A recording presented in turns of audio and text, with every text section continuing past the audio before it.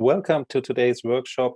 My name is Dennis. I'm the project lead of Gamecity Hamburg, and I would like to give you an insight today what we can offer with the Hamburg prototype funding and give you some introduction, what we have to offer in Hamburg and how we can apply, what the process are, who will make the decision, what is important if you're thinking about applying for the Hamburg prototype funding.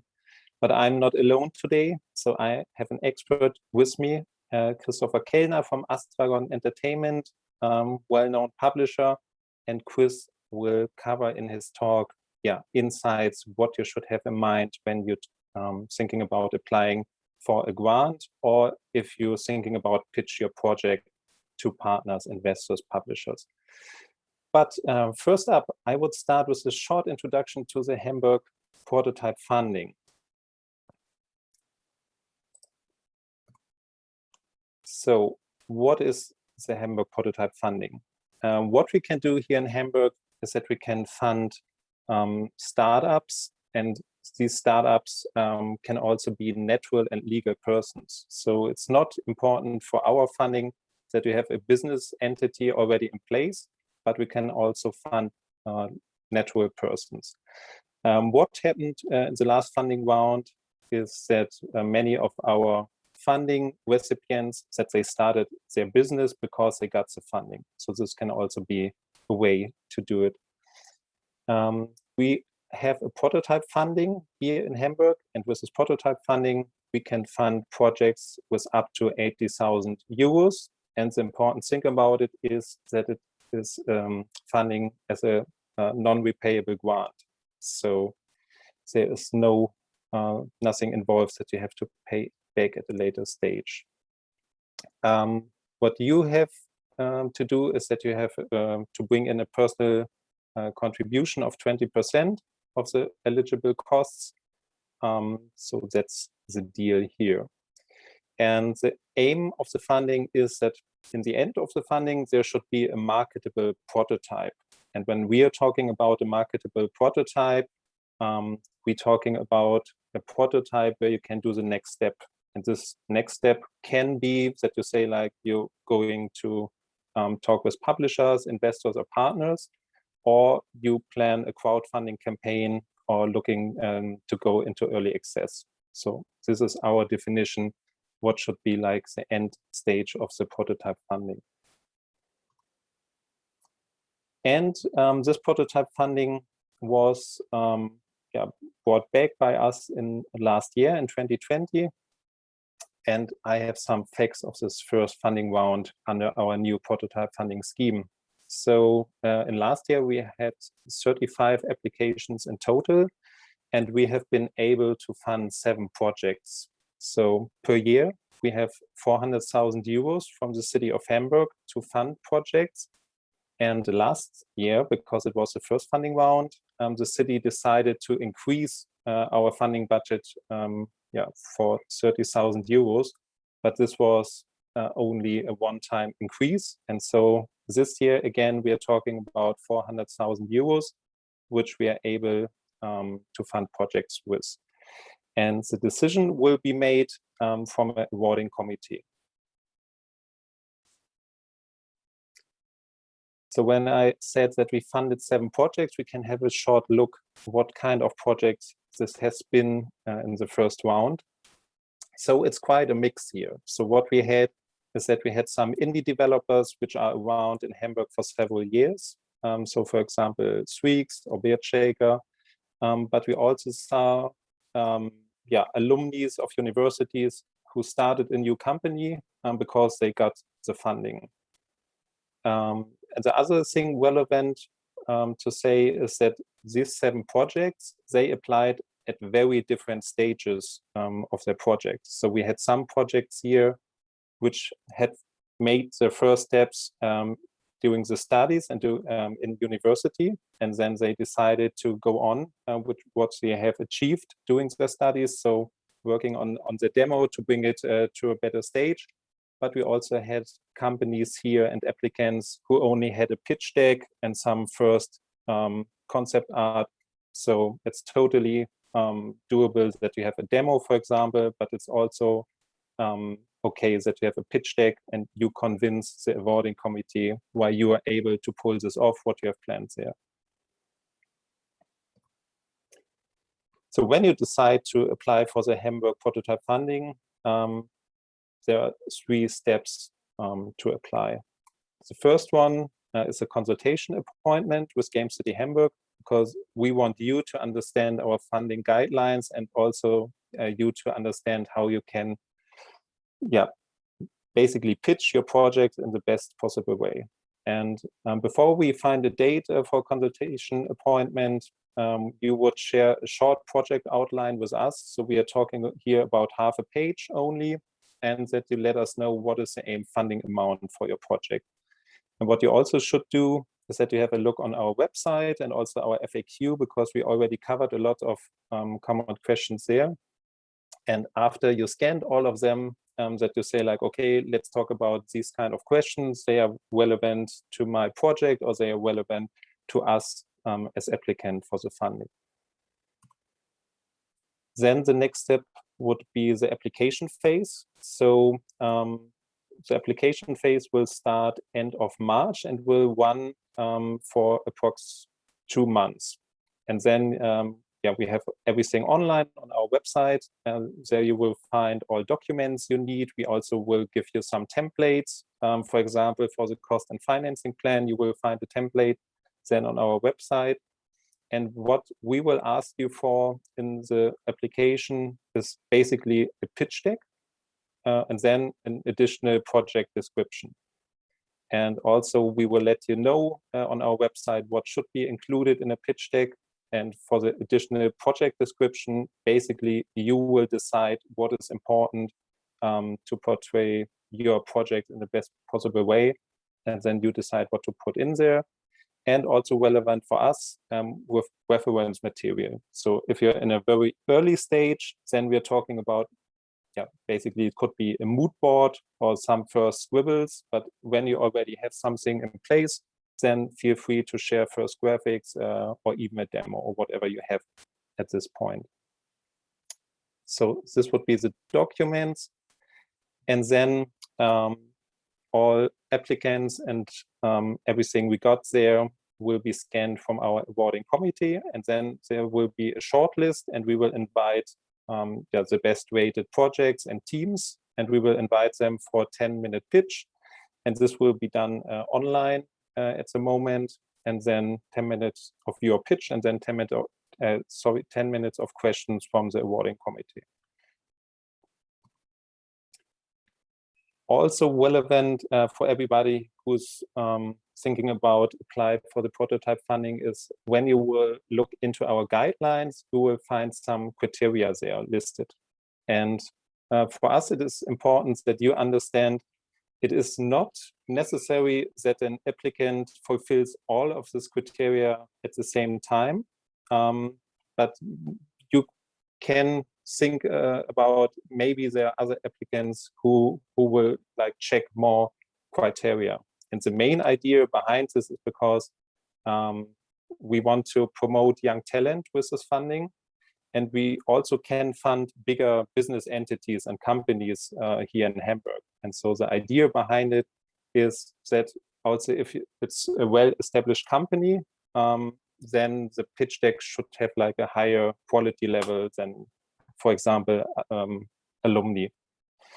And so this is the main idea, but also promotion of young talent could be maybe you're a company which is around for some time, then maybe it's not about only you, but that you say like, okay, we will offer internships at a regular rate or whatever. So this is from the applicant, how he can put some ideas into these different criteria here. Then next to promotion of young talent, feasibility. So we would like to believe and understand that the applicant is able to pull this project off, what he is pitching here. Then the team is very relevant. And so please don't forget at any stage that it's not only about the project, but also about, okay, who will make this? And if you're like a team which is not there from the beginning, and you say like, okay, we have some people in mind, but we are not quite sure if we have this freelance graphic artist or the sound designer, that is completely fine and totally understandable. But it would help if you say like, okay, these would be our first choices. These are the persons we would like to work with when we get the funding. So this should be also put in here. And then we would like to see that you do a market analysis and that you got a feeling for, okay, what are you aiming for? So do you compete with AAA titles, or do you have your niche, or what is like the way you would like to go there? And this could be done in different ways, but you shouldn't aim too high. So you shouldn't say like, okay, this and that action game sold 100 million copies, and so there's a big market for action games. You should think about like, okay, what games could be comparable some way? What could they have achieved in kind of sales? And then, yeah, going from there. And the location effect is also important for us because we are talking about tax money here. And so all the funding comes from the city of Hamburg. And so we would like to see that a new business is started here, that a business can be, yeah, can make the next steps, or that some jobs are created here. So much about the criteria. And then a short look, yeah, maybe who you are pitching to in the end. So our awarding committee for the Hamburg Prototype funding, we are talking about games industry insiders.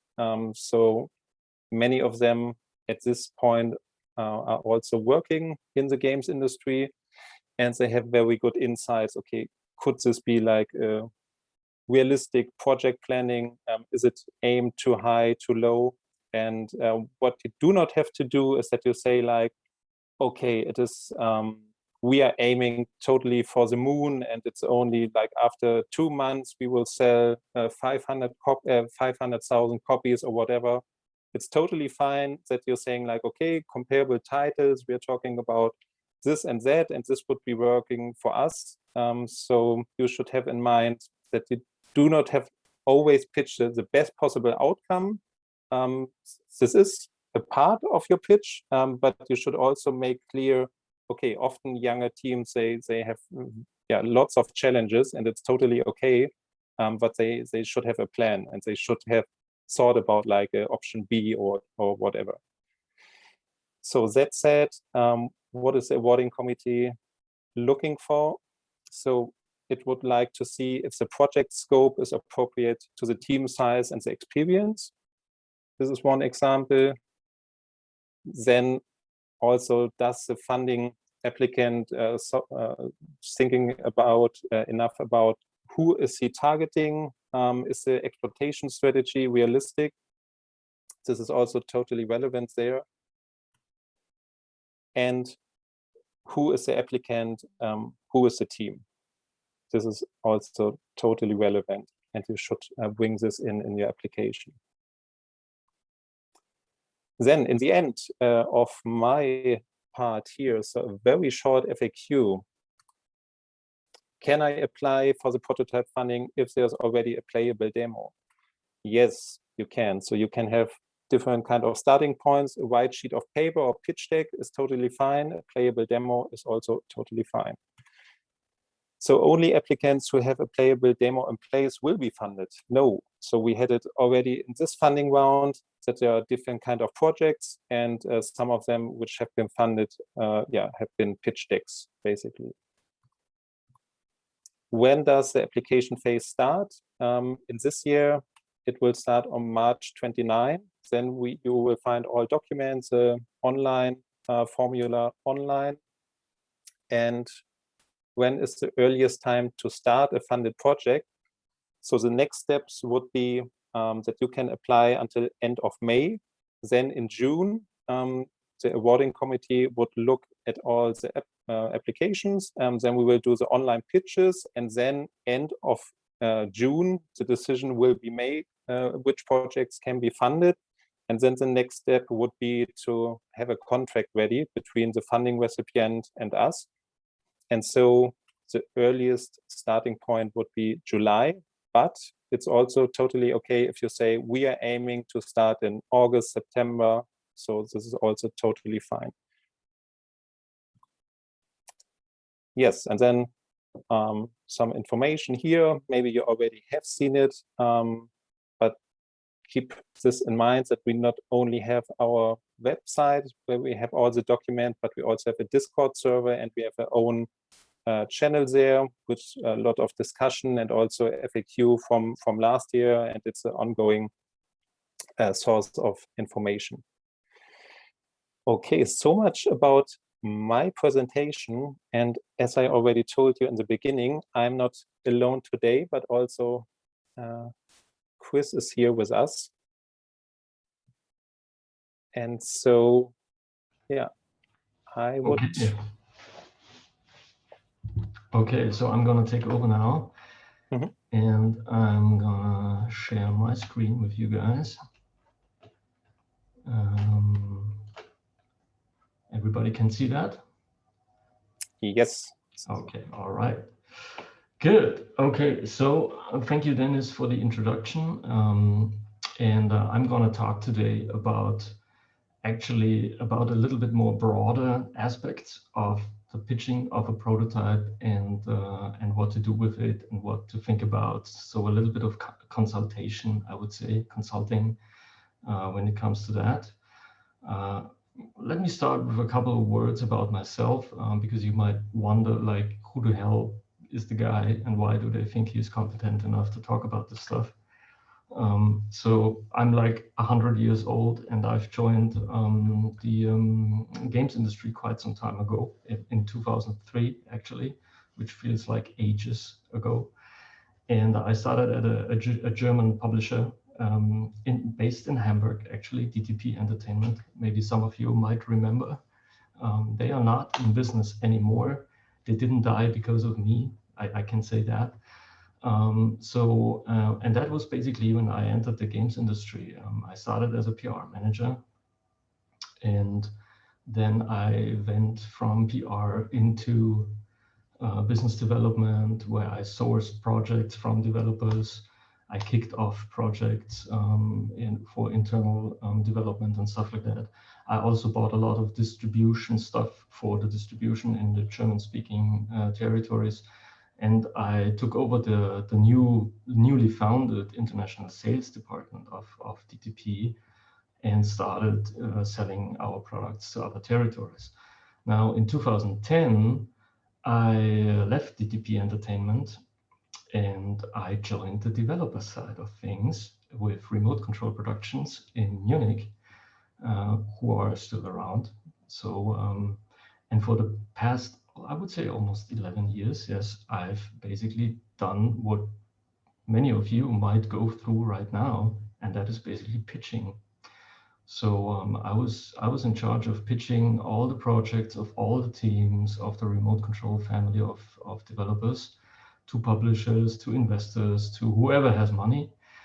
And I would say that in these past 10 years, I learned plenty about how to pitch things and how to not pitch things. And I made a lot of mistakes along the way. And now, after almost 11 years, as I said, I've left Remote Control Productions because I wanted to get back onto the dark side of things, and that's the publishing. So I joined Astragon, who have been a client of mine actually when I was at Remote Control for quite some time. And now I'm on the publishing side of things again, working at a publisher, and it's quite enjoyable. But I will also do consulting for independent developers and you know, help them with pitching and stuff like that on the side. So I don't want to leave the development side of things entirely. Yeah, so this is a little bit of information about myself.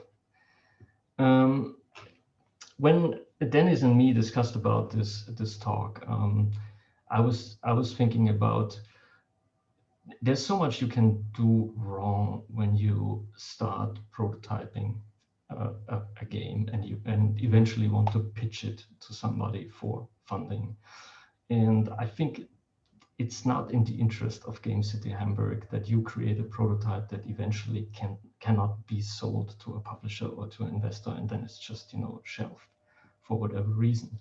So it's actually quite vital to not just start prototyping when you get the subsidy and then, you know, you have something, but to actually be a little bit smarter about it and think about like what to do even with the prototype in the end, you know, I mean, and what actually to prototype and where to go with it. Yeah. So there's a lot of things that it might sound banal, but there's a lot of things that you can do wrong. And so this is basically the mission. And I'm going to talk a bit about what to pitch. It's going to get a little bit analytical, maybe even anal at some points, but that's, I think, where you should start. I'm going to talk about market analysis and what the others are doing. Dennis has touched the subject already in the introduction. I'm going to talk about scope and budget, what to prepare for pitching, not just for the subsidy application, but also for the pitching to others, to publishers. What and how to prototype, which is not as easy as you might think to decide. And how long will all of this take? Quite some time, I can tell you. About any of these subjects, you could talk on a whole day. So I will, some of you might think like, he's touching that very, very much just on the surface of things. And yes, I'm aware of that, but we have a limited amount of time. So I'm gonna just briefly touch some of the subjects. And then obviously, if you have questions, you can do that in the Q&A session afterwards. And I'm happy to stay longer and answer all of them. Okay, what to pitch? Yeah, so this is the analysis part of things where it gets, it's more a question. It's not so much a question about the specific game. So I wouldn't ever tell you like, hey, you have to pitch casual games now, or you have to pitch open world RPGs now, because that's the shit. I wouldn't ever tell you that, because that's entirely up to you. But the question is more about who are you as a team, you know, and where do you want to go today? And and this is something which also might sound a little bit like banal, but it's actually not. I met a lot of developers who couldn't answer these questions when asked, like, what kind of games do you want to make, you know? And I think it's important to do a lot of discussions and stuff like that before you even start to touch any code and any art and any design. So step one would be, what game would we like to develop as a team? And let me stress that as a team, because I've met developers who couldn't agree internally on that, you know.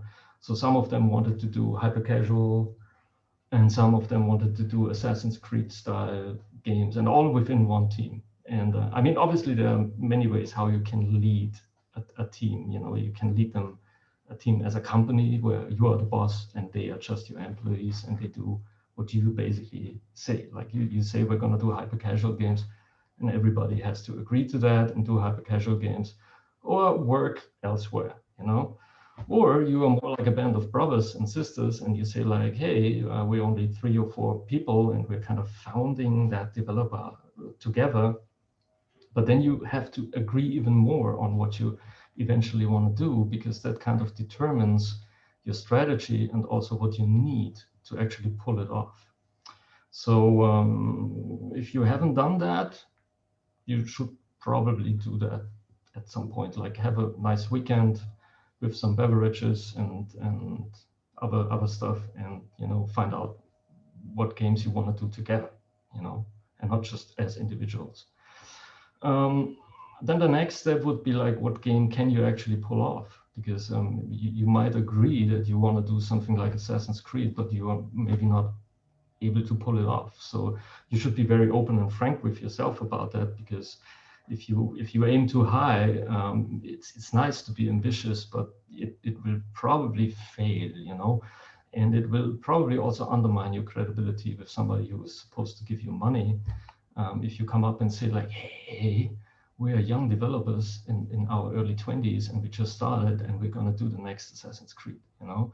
So that's likely not gonna fly. So be very open to yourself about what you can actually do.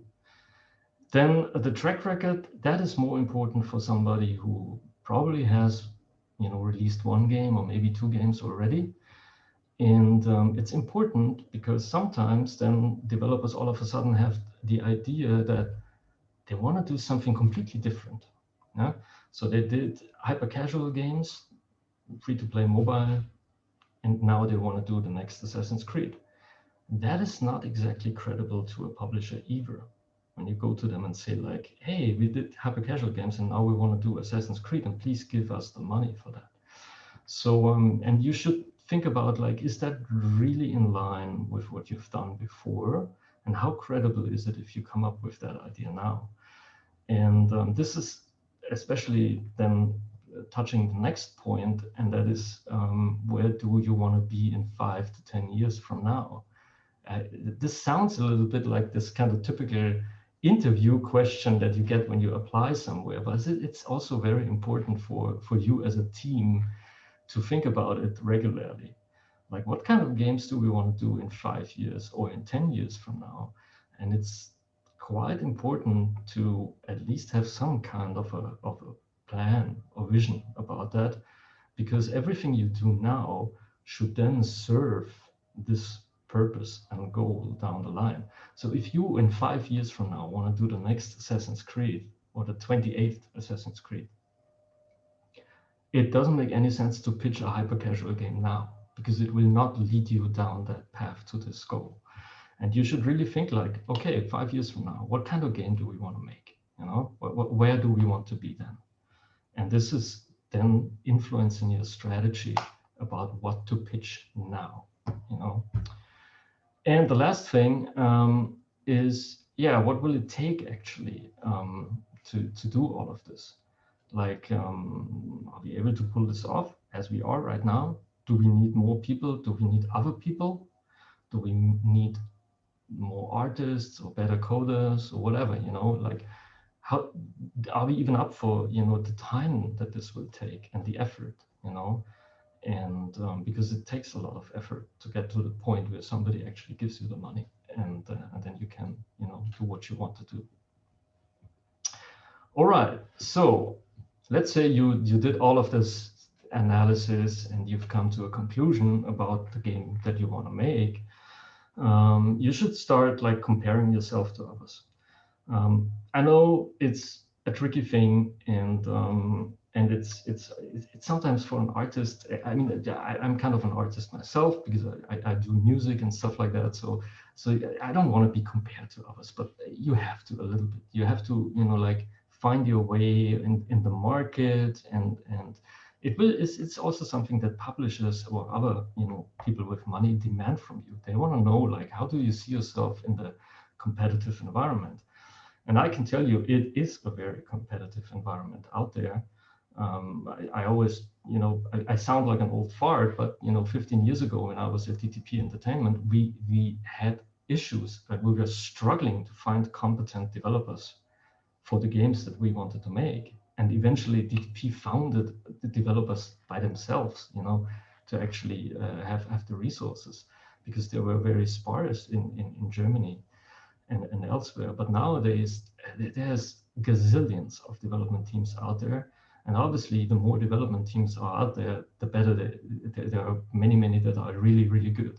So you gotta be, you know, you gotta be up for that kind of competition, because publishers are nowadays in the very, very fine position to choose from the best. And so you gotta be ambitious about it, and you gotta compare yourself to others. Now, obviously, and Dennis has touched it, and I told it also a couple of minutes ago, it doesn't make sense to compare yourself to something that is unreachable right now for you. I mean, if you are like, yeah, in your early 20s and you're just founding a team with 3 people, you cannot come up to somebody and say like, yeah, we're gonna do the next Skyrim. Yeah? I mean, it's just not credible. I mean, even if that's really what you want to do, you know, you should start a little bit, I would say, smaller. It sounds kind of, yeah, banal, but you can eventually do a Skyrim game, but not right now because it's just not credible for you. So if you identify a couple of games in the market that are more in line with what you can do and what you can pull off and what you want to, look for the games that have been done by teams that are maybe the same size of you, or maybe have the same track record, and maybe have been done for about the same budget than you have at your disposal or you are planning for your game. Maybe are at the same quality level that you can pull off, you know. I mean, obviously you should strive for the best quality level that is possible for you, and that doesn't necessarily always mean that you have to go for photorealistic graphics and stuff like that. But compare yourself to somebody who is kind of at the same level that you can reach, and not somebody who had like $150 million to do Red Dead Redemption or whatever, you know, because that's just not where you are right now. And that's totally fine, you know, but nobody will believe you that you could pull it off, you know. And even if you are super ambitious, you would have to prove way more that you can pull it off and invest way more in the assets that you need to provide to somebody with the money beforehand to actually prove it, that you could pull it off, you know. Then obviously marketability, it doesn't make sense to compare yourself to somebody who has an IP like Star Wars, let's say. Let's say you come up with a game idea and you say, we're going to sell exactly as much as the guys who have the Star Wars IP on their game.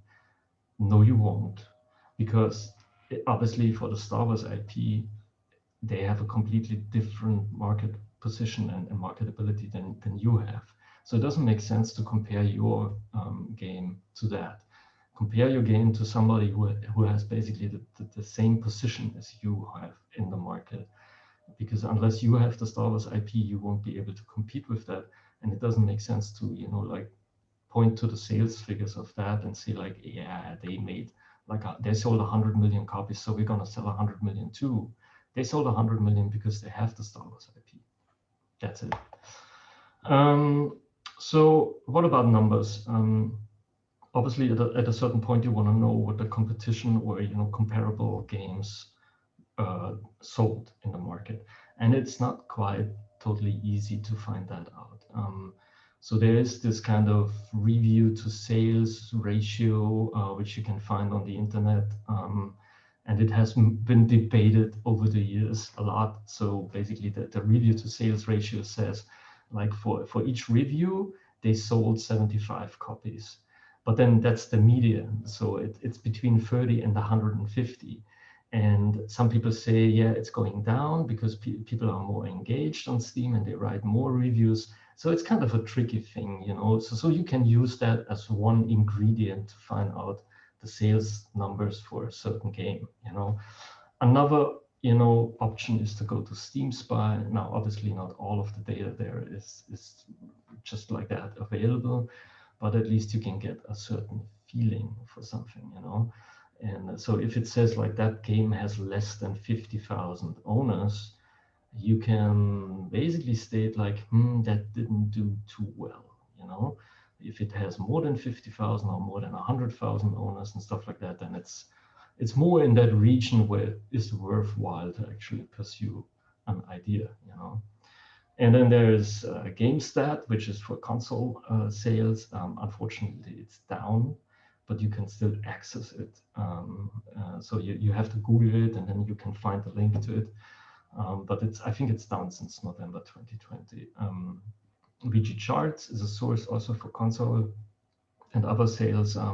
Might not be always up to date, but you can at least get also some kind of a hint on where the numbers are. GfK data, obviously that is available if you are a publisher and have the money to pay for it. But maybe somebody can share some of the data with you who has access to it. So if you got some friends or so. App Annie is also a source. Unfortunately, a lot of the information there is locked and you have to pay for it, and it's not exactly cheap. And then what I would advise you, all of you, if you can, is to really listen into to developer talks, and especially developer post-mortems during GDC and E3 and Gamescom especially also. And because a lot of developers actually share quite openly their budgets, their sales numbers and stuff like that. And you can kind of get a feeling for what is a budget and what are the sales numbers just from listening to all of these talks and stuff like that. All right. Methods of budgeting. That is a very nice thing. And obviously we could talk for days about it because it's also a very complex thing. So I'm just very quickly on the surface try to tell you the most important aspects of it. So what is the right budget? The right budget is basically, I would say it's a mix of a couple of aspects. So developers often come up to me and they say like, Chris, what should we charge for this game? And then I tell them, that's the wrong question. The question is rather like, how much do we need to develop the vision as you have it of this game? That is the right way to approach it. And then because if you do it the other way around and you try to basically press your vision into a certain budget limit to maybe sell it to a certain publisher who has that kind of budget limit, in the end, it's like going to McDonald's and just eating a hamburger, another Big Mac. It satisfies nobody in the end. So you won't be happy, the publisher won't be happy, the game will not be as good as it could be. That is the wrong way to do it, actually. So that the right way is to think about like, okay, so what is our vision for the game? How do we think the game is right and complete and has all the content it needs and has all the features it needs and is at the quality level that it needs? And then basically start calculating the budget for it. And there's two aspects about that could be considered about it. So calculating the budget obviously is the easy way, So let's say you have a hyper casual game, pretty small game, and then you calculate the budget for it, and then you find, wow, this is really cheap to do. Like this costs only like 15,000 euros, and so you can also consider it the other way around, and you could also think like, okay, but what is the perceived value of the game? Like, could we sell this game for 25,000 euros or maybe 50,000 euros, but it really only costs 15,000. So this is basically the value estimate, like what is the value of the game, instead of just calculating it from the costs. It's a tricky thing and it can backfire, because if you go to a publisher and you say like, I want 50,000 euros for this game, and the publisher is not a complete idiot and has a producer that is, knowledgeable about things, he will look at your plan for the game and staffing plan, budget plan and everything, and he will, identify like, but this game only costs them 15,000 euros to do. So why do they want 50,000 for it, But there might be publishers who still accept it, but a lot of publishers will think like, oh wait, this is overpriced. So going with a budget that is basically a value estimation instead of just, a kind of realistic calculation of costs is risky. It can pay out. It can pay out really well, but it's also risky if somebody identifies it as overpriced and then basically turns you down. So let's say you decided for going the traditional route and do a price calculation. So how do you do that? it's not completely my area of expertise, and there's certainly producing guys who could tell you in an evening about how the intricacies of how to come up with the right budget calculations. But basically, it consists of the man month and the burn rate. I'm just for the ones of you who don't know what the man month is, this is basically that there's the internal man month and there's an external man month. So the internal man month is what each member of your team costs you each month. Pretty simple.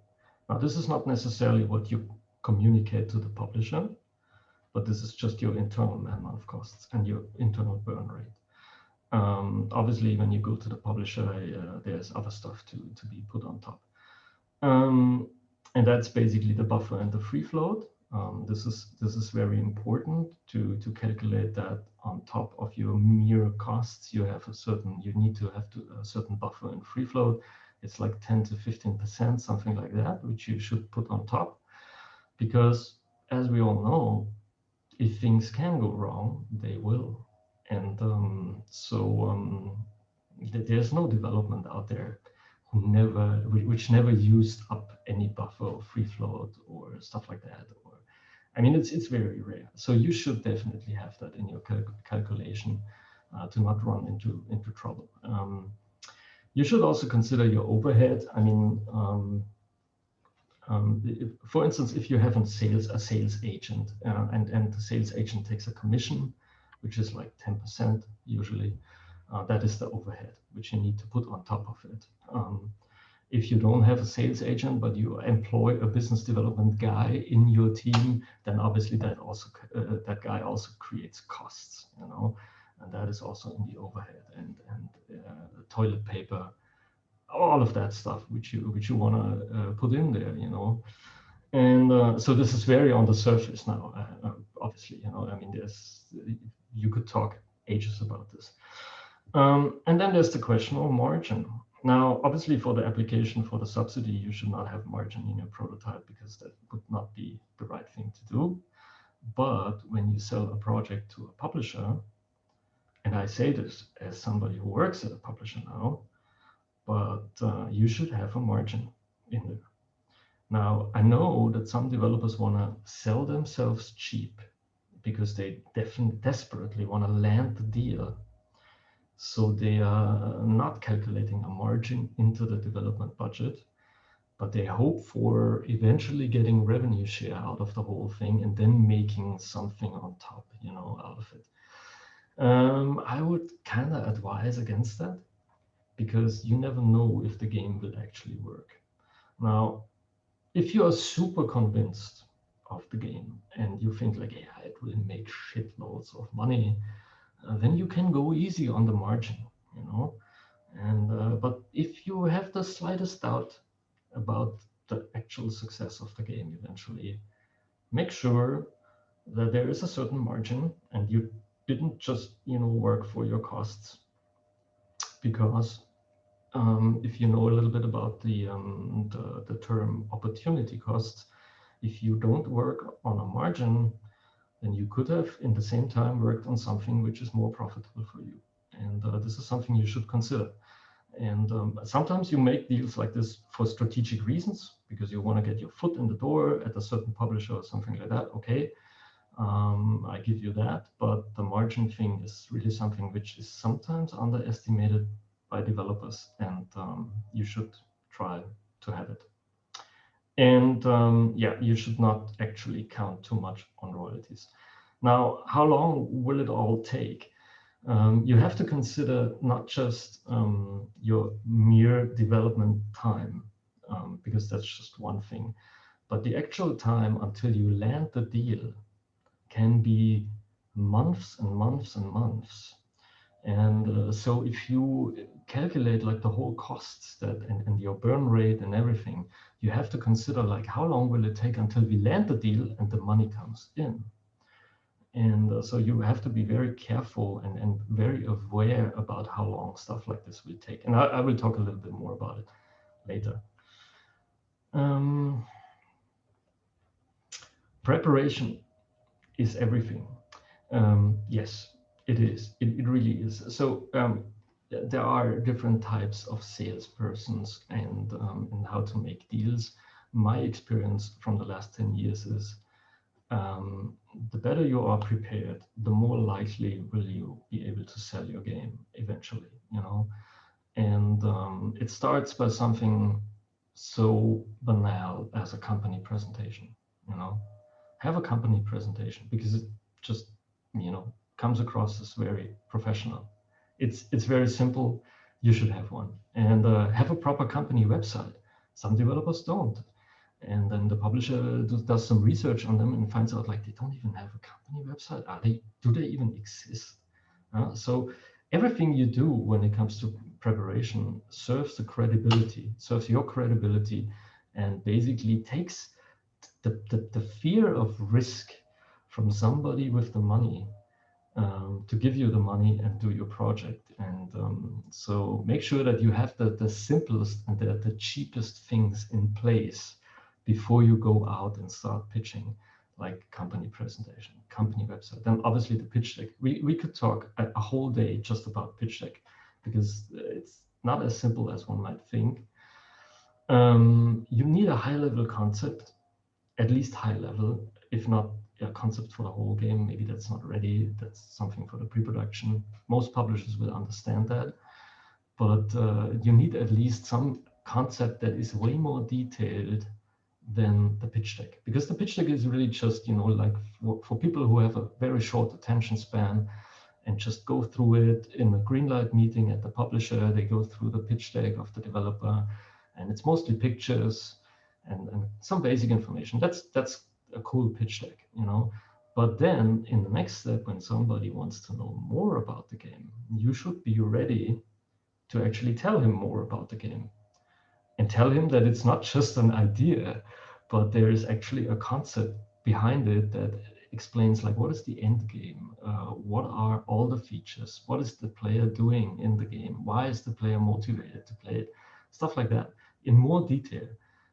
Not everybody at the publisher will look at it, but some people will, like producers, executive producers, people who know about these things, and, you know, discover all the weaknesses. And you should be ready with that, and you should be ready to present it in great detail and answer all questions about it. It's always advisable to have a video, because as you all know, humans are visually oriented beings, and they don't want to read stuff. They want to see things, and if it's moving things, it's even better. So the video is actually the best thing to have at a game show, when there were still like on-site game shows. But even if you pitch something remotely or digitally, a video of your project, and if it's really just mock-up, like art, things moving here and there a little bit, explaining the game like in a couple of minutes, maybe with your voice as a, you know, explaining it, that's the advisable thing to do, because then people will not have to read through a document, but just look at the video, and you can impress them with some visuals there. You should have the budget and project plan. I mean, you have to do this for the subsidy application anyway, but you should also do it already with the pitching to a publisher in mind, you know. And also, some publishers want to see a staffing plan. I would say most professional publishers want to see a staffing plan, because they want to know with how many people, in what kind of time, you want to pull the project off. And be careful about this, because they will know how to read from the staffing plan and your schedule, whether you are credible or whether you don't know what you're doing. And so be very careful. And they can actually also calculate from the budget and the staffing plan your man-month rate and stuff like that. And if it turns out, and I just had the example a couple of weeks ago, turns out your man-month rate is $17,000 per month with a team located in Bangkok. It's not really credible. Something is wrong there, you know. And as the publishers do stuff like that, they look at stuff like that, and they identify it, and then you lose, you know. So make sure that this is, if somebody pulls out the calculator it's all solid what you did there, you know, and it doesn't leave any room open for speculations and nagging questions and stuff like that. And then obviously, you know, the jewel in your pitching efforts is the prototype, and this is what this is all about, obviously. The worst thing you can do is start doing a prototype, and in the end, the prototype doesn't serve the purpose of selling the game. I'm going to talk about this in a minute. So you should actually, when it comes to the pitching, let's go back to this for a minute. You should do a dry run. So pitch the game to your mom, or pitch the game internally to your team colleagues and stuff like that, and have your best pitcher do it, and not somebody who is shy and timid and doesn't want to speak in front of people. Leave them out of it. Identify who is best in talking fluently and quickly and stuff like that, and have this guy or this lady pitch the game, and do a dry run, rehearse it, identify weaknesses, and, you know, raise some nagging questions internally that you would raise if the game was pitched to you, and so train it. And then what I would also advise you is to work on all of this material that I've talked about during your prototype phase. So after you got the money from Dennis, or the allowance to do it, start working on that material too, not just on the prototype. Because if you only start doing it after you finish the prototype and you want to start pitching now, it will drag out the whole process of pitching, like, really painfully, and you shouldn't do that. Have it all ready, you know, at the same time. The non-gamer test, the elevator pitch, that is basically when you try to summarize your game within one line, just a one-liner. You know, it's called elevator pitch because you can basically tell it to somebody when going up in the elevator with them. Try it out with your mom. Like, does your mom understand after when you tell it about the game in just one line? Does she understand what the game is all about? If not, you should rethink the one-liner, you know. So because in many situations you will meet people who might have, you know, the money, and their attention span is really short. You want to capture their attention with just one line. Like, what is your game all about? Okay, and there we go. It's just one line. And you can do this together. I know I did it with my colleagues back in the day. So we were really thinking about fine-tuning that kind of one-liner about the game, which is important. Presentation is king. This is obviously a topic which we could talk about at great length. I can only tell you, don't underestimate the power of presentation. There is a lot of people in the games industry who will tell you that visuals don't matter. And so you don't have to care about visuals when you are in the pitching phase or in the prototyping phase. And presentation doesn't really matter because everybody is so smart to immediately understand that this is just placeholder graphics, and this is preliminary stuff that it's not final quality, and all of that blah, blah, blah, blah, blah. And a lot of publishers will tell you the same, you know. A lot of people at publishers say, like, yeah, I don't need to see it in final quality. Or yeah, it's not necessary. It can be just blocky, like graphics or you know, placeholder stuff. That's okay, you know. And there might be some people who actually can do it, you know. But the thing is, my experience is no. We are visually oriented beings, and we judge stuff within milliseconds when we see it, you know. Just think about yourself. I mean, how you react to things when you see them, and just think about how people make the decision to buy a game, you know. It's almost certainly comes back to seeing a visual, you know. Whether it's a video or a mock-up screen or some artwork, it has to be pleasing to the eye. And whatever you do in your pitching efforts, just think about it. You know, it has to be pleasing to the eye, and everything else comes only after that, So obviously the whole pitch has to have some substance, but if it's not visually pleasing, within milliseconds when somebody looks at it, you are starting in a negative space to then convince them that it's worth the time to look at it. And you have to convince them then with, substance. But if it's already pleasing to the eye, then you're starting in a positive space. And then if you can add substance to it, your pitching efforts are way more easy than to pull off. All right, the prototype. Yeah, so there's a lot of things that you can do wrong in prototyping, and you have to think about what is the purpose of the prototype.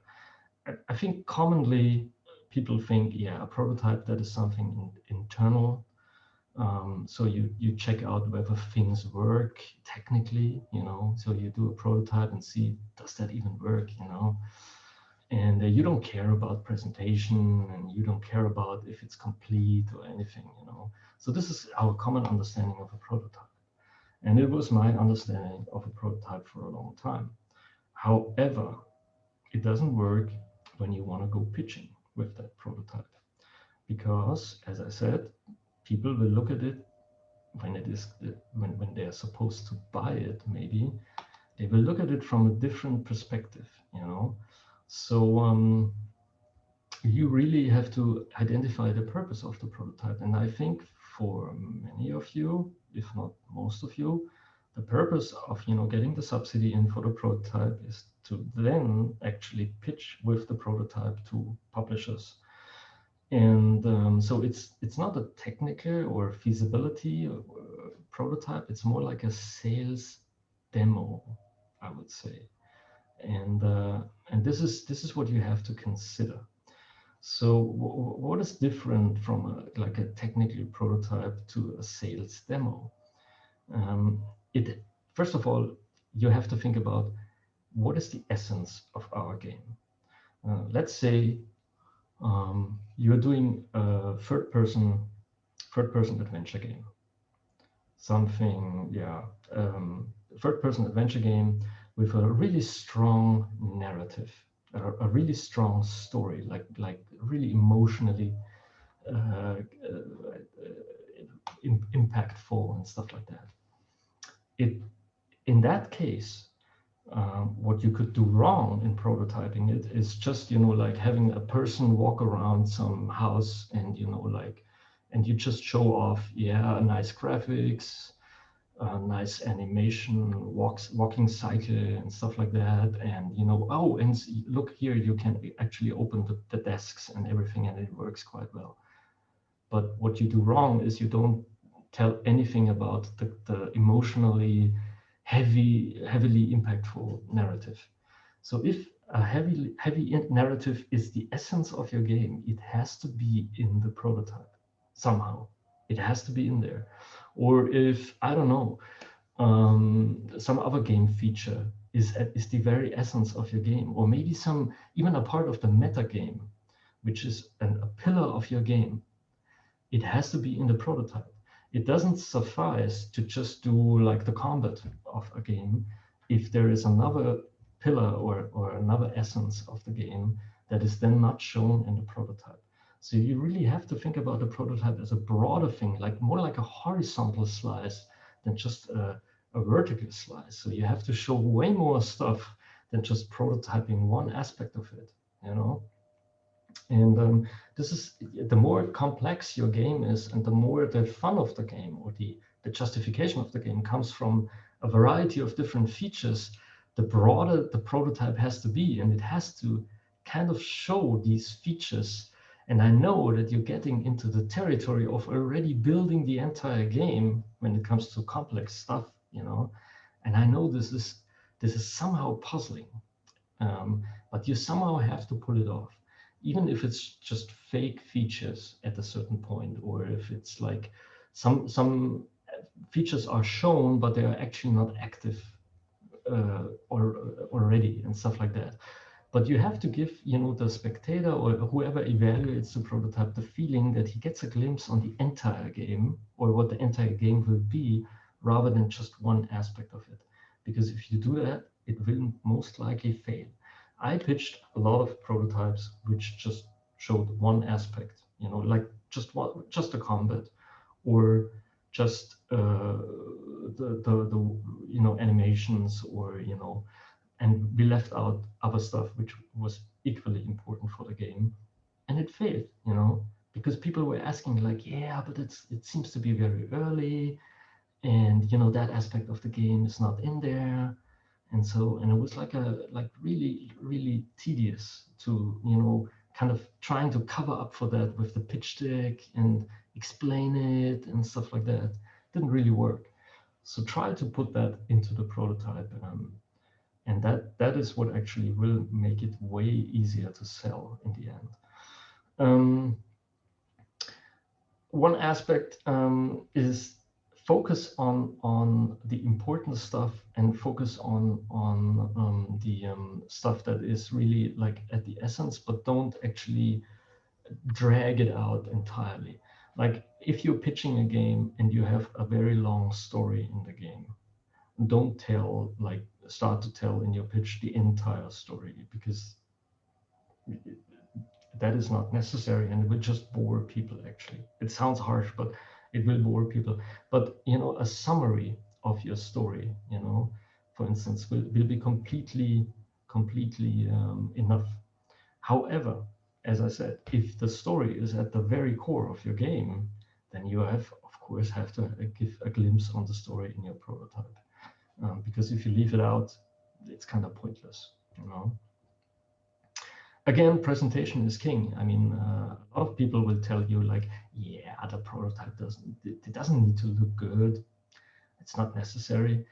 But and they don't mean it, like that. They're not lying. They think it. They think themselves like, yeah, it doesn't have to look good, but it actually has to. Because there's a lot of people who will look at the prototype and will make a decision within seconds whether they like what they see or not, and you have to catch these people. And if the prototype is ugly, then, as I said, you're already starting at a negative space where you don't want to be, and it's hard to come out there again. And so as shallow as it sounds, but you have to invest a little bit into a nice and shiny version of your game, even at this early stage, even though it's hard. And but you have to, just for the sales purpose of it. And even if it means that you have to fake stuff, or have to use assets from somewhere or stuff like that. I mean, most of this, as long as it all stays behind closed doors, there's also no problem in using stuff that you find. As soon as you go public, or as soon as you intend to use it for commercial purposes, it has to be all yours, obviously. But make it nice and shiny. Don't underestimate it. And then do the idiot test before you send out the prototype. I mean, can somebody who doesn't read manuals, who has a very short attention span, who has very little time, can he start the prototype immediately? And is he able to play it and enjoy it immediately? Or does he have to make like, I don't know, like complex installing procedures, and then doesn't really get the controls and stuff like that? Because this can really like drag the opinion about your prototype into a negative space. If somebody doesn't have a lot of time and just wants to have a quick look on it, he needs to be able to enjoy it and play it immediately. So do the idiot test. Have somebody play it that had nothing to do with the development, and see how he or she does, and if he or she can enjoy it, and then you're fine, but do that test. All right. So how long does it all take? I can tell you from my experience, it takes way longer than you think. So usually most publishers have like a monthly meeting where they talk about newly pitched games. And so when you pitch something and the next monthly meeting at the publisher is like 4 weeks away, then you have to at least count with 4 weeks until the greenlight meeting has happened, and then maybe another week or so until your contact person gets back to you. And so it can all drag out. You know, sometimes you get an answer within 2 to 3 days, which is sometimes bad, because then you might get a rejection pretty quickly. Or somebody is like super interested and gets back to you immediately because what you pitched is so amazing that he needs to reply instantly, you know. So that's good. But usually, you know, take into account that it takes some time. And after there's like a positive, like a thumbs up for your game, you know, like, yeah, we're really interested. First of all, don't think you got the game signed because no, you haven't. You just got like a positive signal that they eventually want to sign it. But I had deals canceled like the day before the actual contract signature. So never rest assured that you have that deal in place just because somebody said like, we're interested in it, or we want to sign it. So always keep your other options open in that process. And I can tell you that contract negotiations, so from the moment that the publisher tells you, we want to sign it, to the moment where it's actually signed, that can take up to 12 months. Because, you know, contract procedures, negotiations, internal like greenlight processes at publishers, the bigger the publishers are, the worse it is. Because there's a multitude of departments involved. If the headquarters is in Japan, which is the case in quite some publishers, then actually it's even worse, because then, you know, whoever you talk to in Europe will have to go to Japan and ask for, you know, green light there, which can take time and all of that. So please be aware that this all takes time, and be aware that it can fail at any point during that time. So never give up on all your other leads, and continue pitching the game to other people in that time. Just do it. Don't call people and tell them like, yeah, we have a deal now, okay, so goodbye. Because it's only signed when it's really actually signed, you know. And you have to include this in your financial planning for the team as well. So you have to count on a couple of months at least in which no money will come in for that project, because obviously money will only come in once you have it signed, you know. Yeah, and as I said, start pitching when you're fully prepared. So this is just yeah, something which I encountered in the past 10 years. So when you start, you tend to, you know, you want to go out as quickly as possible because you want to get a deal. So you tend to send out the pitch deck first, then you get some feedback maybe, and then the prototype is not ready yet, and you don't have a video. Then you send the prototype a couple of months later, and then you maybe do a video to explain it better, and then the high-level document is also not ready. This is kind of a flawed process of pitching. So in my experience, it's better to have it all ready, like everything you need from the list which I've talked about, and go out with a blast to everybody who could be remotely interested in it. And then basically work from there, because then you are, you know, then there is the right momentum in it, also at the publisher, and all the information they need to make a decision is right there. And it's not dragged out, because the longer it drags out, the higher is the risk that, you know, it will just fail along the way, you know. And yeah, and obviously you should always have a plan B and plan C and something like that for the meantime, because as I said, it might all fail, and it might not work as you've planned, because I mean, this is just the nature of pitching. So there should always be like something else, you know. And obviously that is completely individual. Like what is the situation of your team? Do you do work for hire stuff, for instance, or is the team, are you maybe not full time and, you know, doing the games development team or something else? Something like that should be there. and not, you know, your entire existence should not rely on basically that one game being signed. It's like, yeah, being in a band right now. I mean, your entire existence should not, you know, rely on the band eventually getting a record label deal, you know. So that's just the nature of the beast. That's it. Thank you very much. And I think, Dennis, we're gonna stop then the recording and can go to the questions. Yes, thank you very much, Chris. I will do this here. So last words from me. Only thank you, everybody. If you want to have more information about the Hamburg prototype funding, then feel free to go to our Discord, Gamecity Hamburg. You'll find it on our website. All right. See you soon.